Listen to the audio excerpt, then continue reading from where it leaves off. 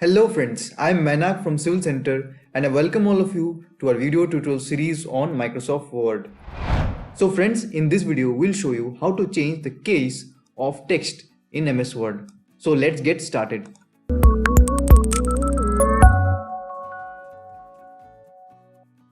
So let us suppose if we want to change this text into capital letters, all the text into capital letters, that is uppercase.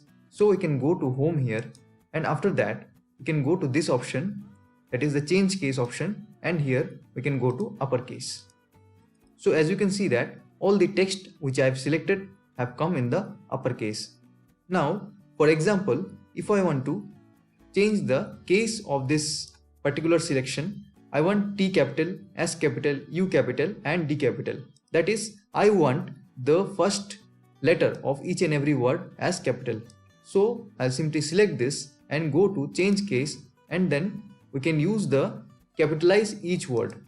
So by using the capitalize each word option, they have changed the case of the first letter of each and every word into uppercase. As you can see that T is capital, S is capital, U and D are capital. So in this way we can use the capitalize each word. And if we want to select this and do it lowercase, so we can convert any text into lowercase by using this option. So friends, that's all for today.